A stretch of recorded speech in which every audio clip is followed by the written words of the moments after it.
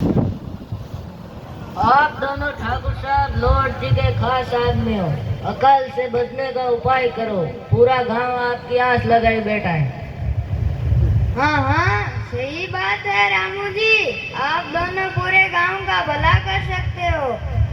तो ठीक है, हम ठाकुर साहब से मिलकर सबकी भलाई का रास्ता निकालते हैं। उठो धन जी, हम ठाकुर साहब के रावले चलते हैं।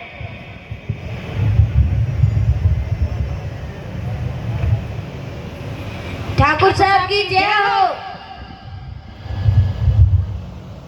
आओ रामू जी, क्या खबर लाए हो? गांव में सब ठीक है ना? हाँ ठाकुर साहब, और तो सब ठीक है, मगर अकाल के कारण लोग दुखी है। भगवान की कृपा के बिना अन्न धन की कमी हो रही है।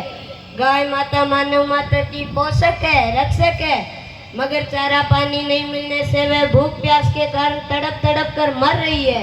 गोधन की रक्षा करना हमारा कर्तव्य है। आओ धन जी, तुम्हारी क्या राय है? ठाकुर साहब, गायों की रक्षा का कोई उपाय करें। आप ग्रामपति हैं, पिंपासर गांव की रक्षा आप ही कर सकते हैं। आप ही कोई तरकीब बताओ, हम सब आपका साथ देंगे। हे प्राण प्रिय रामू जी, वे धन जी का कहना ठीक प्रतीत होता है। हमें गोधन को बचाने के लिए कुछ सेवा का जतन करना चाहिए। हे प्राणनाथ, ग्राम पिंपासर के आसपास भयंकर अकाल है। अन्य स्थानों पर पता लगाया जाए। अगर कहीं पर बरसात हुई हो तो गोवलवाद चलकर पशुधन की सेवा और रक्षा की जानी चाहिए। हाँ प्रिय, तुम्हारा सुझाव बहुत अच्छा है। मैं अपने सेवक कांजी को छापर द्रोणपुर की तरफ भेज देता हूँ। अगर वहाँ बरसात हुई है तो हम वहीं चलकर गायों की सेवा करेंगे। सेवक। हाँ ठाकुर साहब, आज्ञा दीजिए। तुम ऊंट पर सवार होकर छापर द्रोणपुर लाडनू की तरफ जाओ और गायों के चारे पानी का पता लगा कर आओ। जो आज्ञा ठाकुर साहब, मैं अभी जाता हूँ।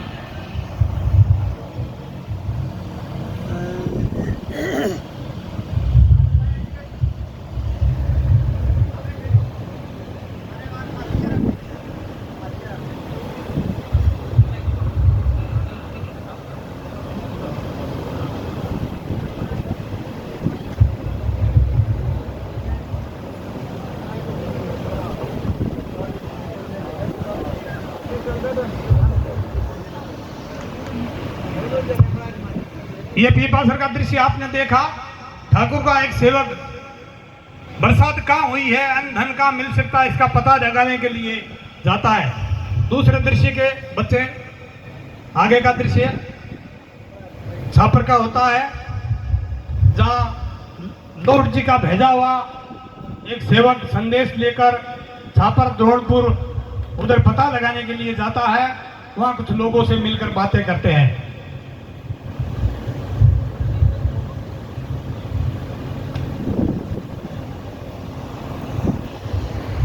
जय राम जी की साहब। राम राम सा। आओ भाई बैठो। कौन हो तुम, कहाँ से आए हो? मेरा नाम कान्हा है। मैं पिंपासर के ग्रामपति ठाकुर लोहट जी का सेवक हूँ। पिंपासर में इस वर्ष भयंकर अकाल है। गोधन बचना मुश्किल हो गया है। ठाकुर जी की आज्ञा पाकर चारे पानी का पता लगाने आया हूँ। बहुत अच्छी बात है खान जी। हमारे यहाँ तो इंद्र भगवान की कृपा है, खूब बरसात है, खूब हरी हरी घास है। बरसात के पानी से नाडी ताल तले सब भरे हुए हैं। तुम पिंपासर जाकर गायों को ले आओ। हाँ कांजी, संकट के समय इंसान ही एक दूसरे के काम आता है, तभी भगवान प्रसन्न होते हैं। हमारे गांव में पिंपासर के ग्रामपति ठाकुर लोहट जी का ससुराल है। उनकी धर्मपत्नी हंसा देवी भटियाणी हमारे ग्राम द्रोणपुर के ठाकुर मोहकम सिंह जी बाटी की बेटी है। हम उनका सभी तरह से सहयोग करेंगे। ये तो बहुत अच्छी बात है। अब मुझे पूर्ण विश्वास हो गया कि हमारा गोधन बच जाएगा। आप सभी का बहुत बहुत धन्यवाद। धन्यवाद।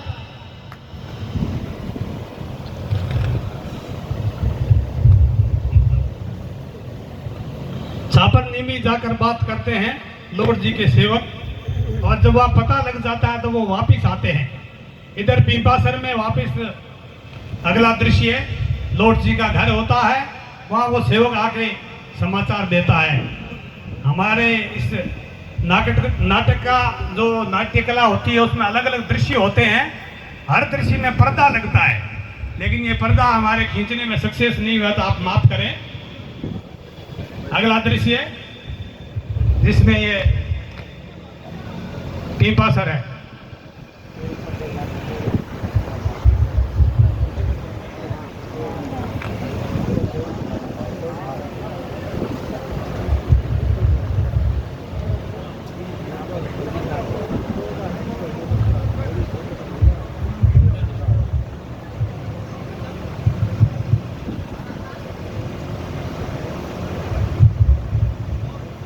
ठाकुर साहब की जय हो। आओ आओ कान जी, क्या क्या खबर लाए हो? कहाँ कहाँ जाकर आए हो? जल्दी बताओ। ठाकुर साहब, बहुत अच्छी खबर है। आपके ससुराल द्रोणपुर में अच्छी बरसात है, हरी हरी खूब घास है, पानी से नाटीदार तलैया भरे पड़े हैं। वहाँ जाने से हमारा गोधन बच जाएगा। ठाकुर साहब, पियर सासरे दोनों जगह एक साथ अकाल पड़ना दुर्भाग्य होता है। आप तो भाग्यशाली हो, आपके ससुराल में सुकाल है। आपके साथ हमारा भी भला हो जाएगा। ठाकुर साहब की जय हो, ठाकुर साहब की जय हो। पिंपासर गांव का पूरा गोधन लेकर आप हमारे साथ चलो, द्रोणपुर में ही डेरा डाल देंगे।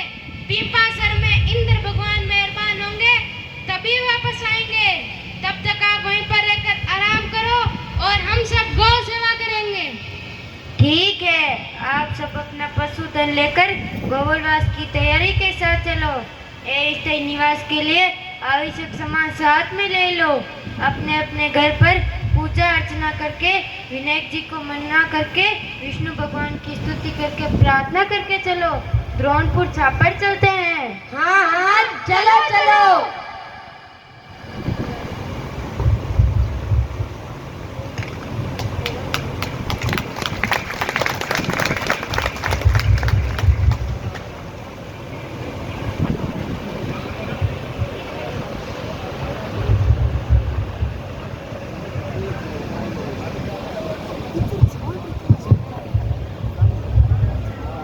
ठाकुर साहब का आदेश पाकर सभी ग्रामीण गौड़वास की तैयारी करते हैं, अपने अपने पशुधन को साथ में लेते हैं और अस्थायी निवास के लिए सामान भी साथ में लेते हैं। उसके बाद जब छापर पहुंच जाते हैं, उस समय का अगला दृश्य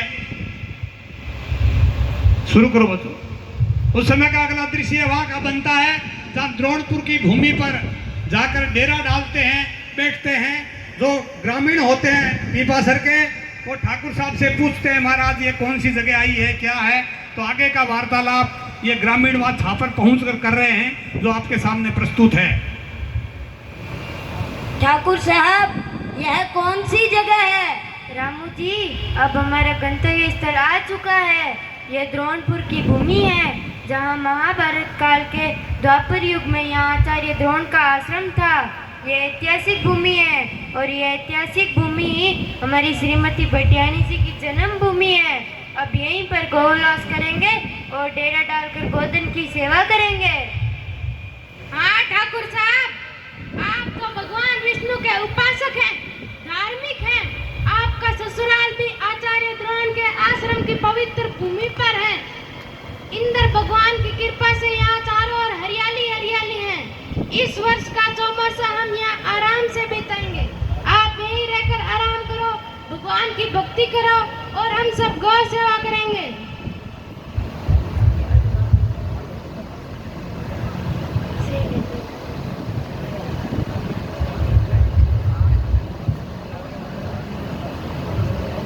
राम राम सा। राम राम सा।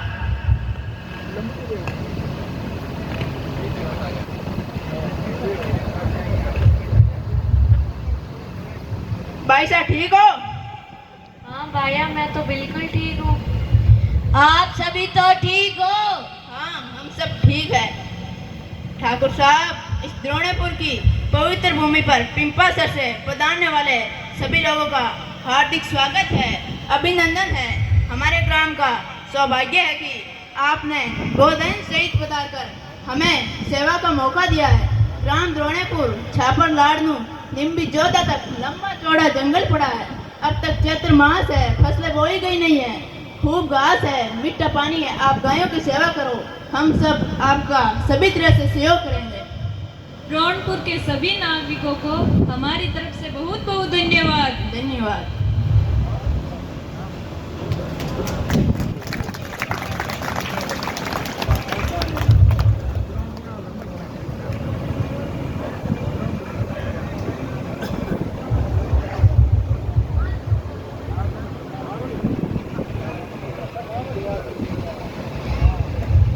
गौलवास में वह पशुओं की सेवा कर रहे थे। एक दिन ऐसा समय आता है तो वह गौलवास में भी संकट आ जाता है, लोहड़ जी उनके परिवार और पिंपासर के लोगों पर। उस संकट के समय उनका पशुधन खो जाता है। पशुधन जब खो जाता है तो ये अपने डेरे पर चिंता करने लगते हैं कि आज पता नहीं गाय कहाँ चली गई। उस हिसाब से अगला दृश्य उस दिन का है जब उनकी गाय खो गई थी। ठाकुर साहब, ज्येष्ठ का महीना आ गया है, बरसात आंधी तूफान का मौसम है, आज गवाले अभी तक नहीं आए हैं, क्या बात है? आनंद जी, आपकी बात सही लग रही है। गवालों पर कोई संकट आ सकता है, अन्यथा इतनी देरी नहीं करते। ठाकुर साहब, आपका अनुमान सही है, केवल ग्वाले ही आ रहे हैं, पशुधन उनके साथ नहीं है। ठाकुर साहब, रोई में इतना भयंकर तूफान आया था कि हम तो पेड़ों से ही डरने लगे थे। चारों तरफ अंधेरा छा गया, हमें कुछ भी दिखाई नहीं दे रहा था। ठाकुर साहब, मौसम इतना खराब था कि हम 3-4 घंटे एक ही जगह पर बैठ रहे, पता नहीं सारा पशुधन कहाँ चला गया। ठाकुर साहब, हम तो थक कर आए हैं, हमें तो पशुधन नहीं मिला। आप ही हमारे रक्षक हैं, आप अपना घोड़ा लेकर पधारे और पशुधन का रातों रात पता लगाए, अन्यथा जंगल के चोर डाकू अपना गोधन ले जाएंगे। हाँ ठाकुर साहब, हमारे तो शुरू से गोधन ही है, आप ही हमें संकट से बचाओ। हाँ, संकट से रक्षा करना मेरा कर्तव्य है। मैं पशुधन को ढूंढ कर लाता हूँ, आप डेरे पर विश्राम करो।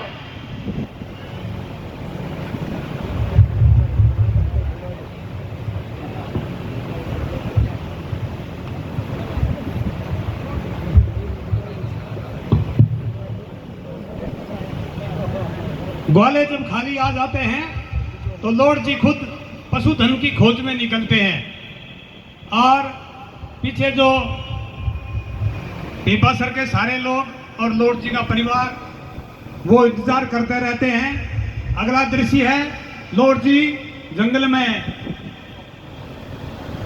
पशुधन को खोज रहे हैं।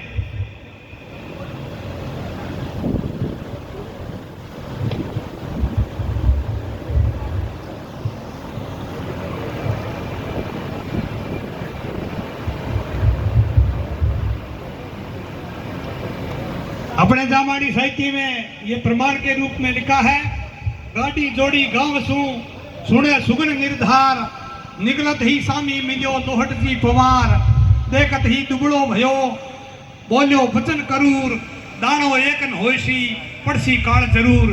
एक किसान की भेंट होती है लोहट जी से। किसान अपना परिवार साथ में जाकर खेती करने का विचार करता है।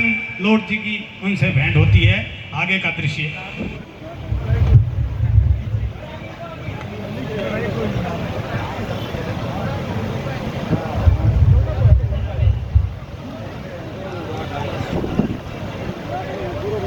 प्रिय पुत्रों, कल रात में अच्छी वर्षा हुई थी। अब ब्रह्म मुहूर्त है, आलोत्या करना है। मगर खेत में पिंपसर के ठाकुर लोहड़ जी खड़े हैं। वे संतान है, उनका मुंह देखने से अब शगुन हो गया है। आज विजय शुरू करना ठीक नहीं है, वापस घर चलो। अरे भाई रुको, वापस क्यों जा रहे हो? आज ही खेती करो, खूब अनाज पैदा होगा।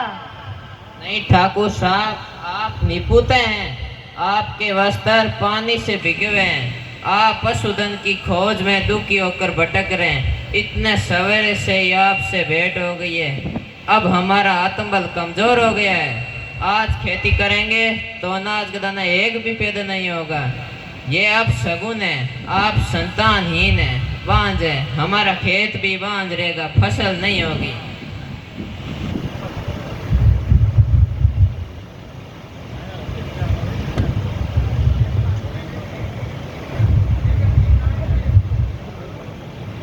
मैं संतानहीन हूँ। दुनिया मेरा मुँह देखकर अपशकुन मानती है। बेचारा किसान आज मेरी वजह से खेती नहीं कर पाया। मेरा ऐसा जीवन बेकार है। इस संसार से मोह त्याग कर विष्णु भगवान की भक्ति करना ही ठीक है। हे भगवान, मैं संकल्प लेता हूँ कि आज से केवल तुम्हारी भक्ति करूँगा, अन्न जल ग्रहण नहीं करूँगा, पशुधन डेरे पर सौंप कर तपस्या में बैठूंगा।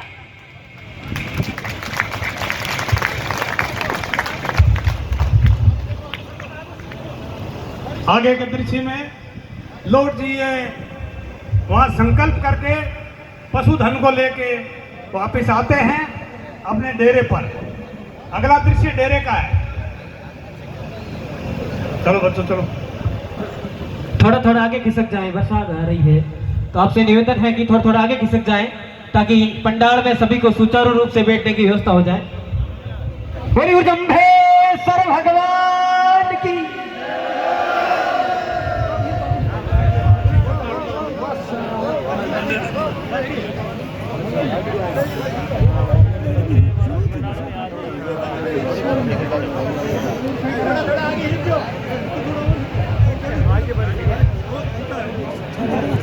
देखो देखो, ठाकुर साहब सारा पशुधन ढूंढ कर ले आए हैं। ठाकुर साहब की जय हो, ठाकुर साहब की जय हो, ठाकुर साहब की जय हो। आइए आइए ठाकुर साहब, विराजमान होइए।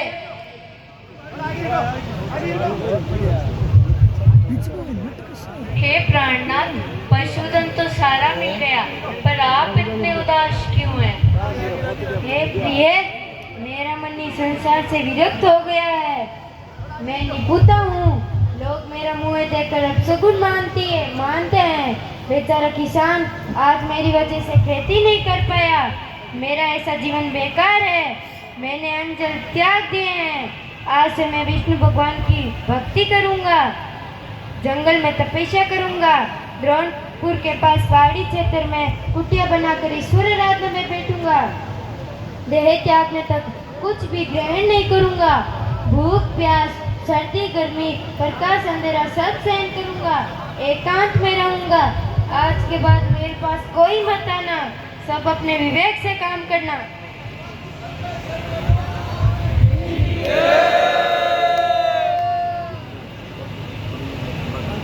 कांजी। हाँ महारानी जी।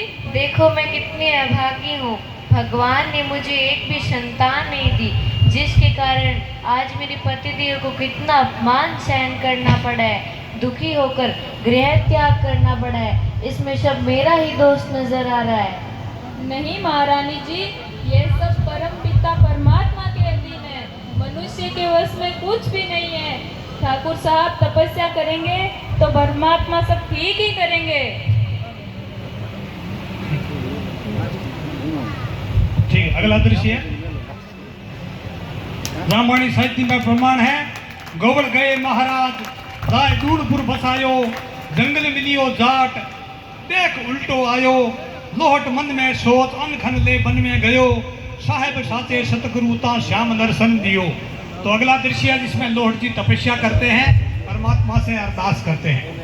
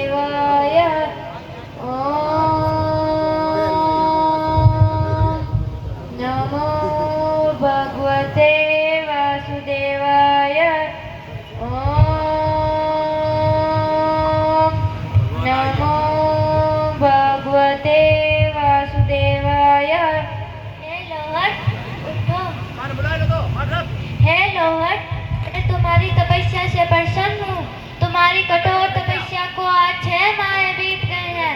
आंखें खोलो, उठो, वरदान मांगो, मैं तुम्हारी इच्छाएं पूर्ण करूंगा।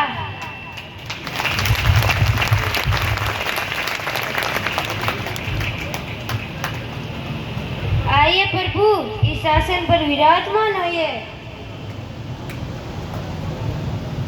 हे प्रभु, आज मेरा जीवन धन्य हो गया, जीवन सफल हो गया, आपके दर्शन हो गए, जीवन का उद्देश्य पूर्ण हो गया। मैं आपकी क्या सेवा करूं?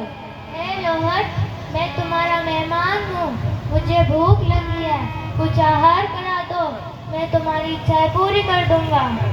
हे प्रभु, आप मेरे मेहमान बनकर आए हैं, लेकिन मेरी कुटिया में कुछ भी नहीं है। मैं तो लंबे समय से जंगल में अकेला एवं निराहार बैठा हूँ।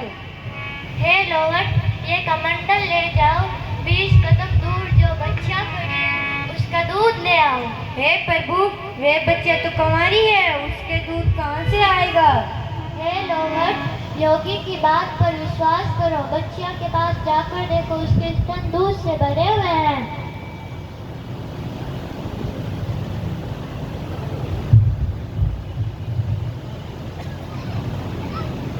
अरे, इसके स्तनों में से अपने आप ही दूध की धारें निकल रही है। यह तो प्रभु का अद्भुत चमत्कार है।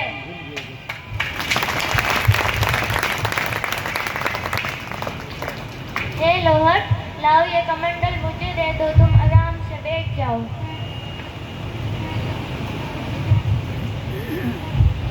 हे प्रभु, ये दूध तो आपके चमत्कार से ही प्राप्त हुआ है। हे लोहट, तुम इस दूध को पीकर अंश से समाप्त कर दो, अपने घर चले जाओ। देह त्यागने का विचार क्यों किया है?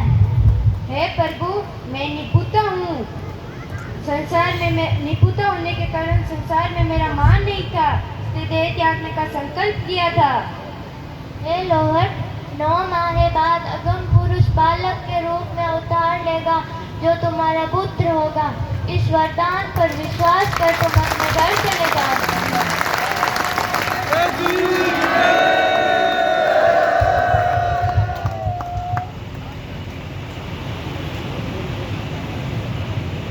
अरे, कहाँ गए योगीराज? अचानक गायब हो गए। अब तो पूर्ण विश्वास है कि भगवान विष्णु ही योगी के रूप में मिले थे। घर जाकर यह चमत्कार हंसा देवी को बताना चाहिए। योगीराज का भी यही आदेश था। इस प्रकार लॉर्ड जी को भगवान के दर्शन होते हैं। बोलो कुटुंबेश्वर भगवान की जय। ये जाम्बो जी के अवतार की घटना यहाँ से शुरू होती है। लॉर्ड जी को वरदान मिलता है कि 9वें महीने में तुम्हारे यहाँ अवतार लूंगा। अपने साखी का प्रमाण है, लॉर्ड तनी के लाजपत राखो पूरा धनी, गौ सरावण काज गौड़ चाल्या में सुनी, गौड़ चाल्या में सुनी ने धनी जे आयो ध्याय, भगवे बाने विष्णु आयो दर्शन दीनो आय, लोट करे छे बीणती ते विने सुनो सुर राय, पुत्र दीजो देव जी लोट की अरदास पत राखो पूरा धनी। ये साखी का प्रमाण है। उसके अनुसार लॉर्ड जी को वरदान मिलता है। सजनों, उससे आगे भी साखी का प्रमाण है। गोविंद गोवड़ चालिया जा हंसा दे मात, सखिया बैठी सामठी आन खड़ियो अवधूत, हंसा ने सतगुरु कहे थारे ऐसो जल में पूत।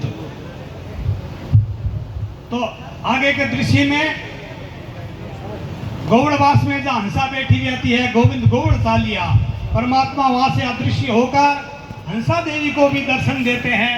वह दृश्य बालक आपके सामने प्रस्तुत कर रहे हैं। अगला दृश्य भगवान लॉर्ड जी के गोवड़वास में प्रवेश करते हैं। चलो बेटे।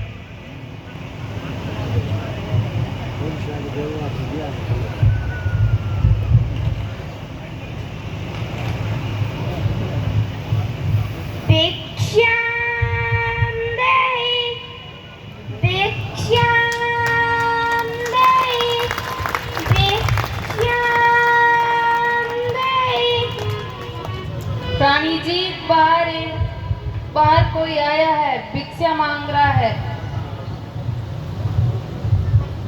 जाओ पेमा, थाली में भिक्षा ले जाओ, कोई साधु आए होंगे।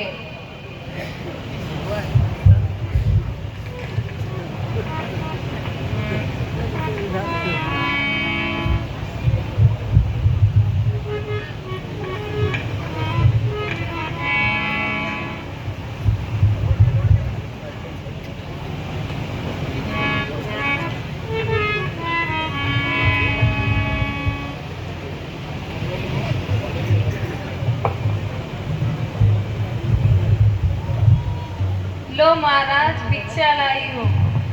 नहीं बहन, इस घर की मालकिन को भेजो। देखो देखो रानी जी, बाहर एक अति सुंदर बालक योगी बना हुआ आया है, भिक्षा मांग रहा है, आपसे ही भिक्षा लेगा। अच्छा ये बात है।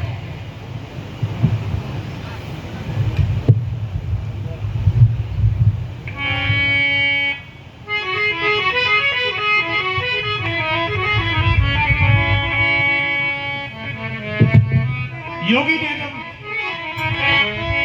दासी से भिक्षा लेने से मना कर दिया तो रानी को बाहर आने के लिए वो प्रार्थना करती है दासी। इसमें एक संगीत है, बच्चे प्रस्तुत करेंगे।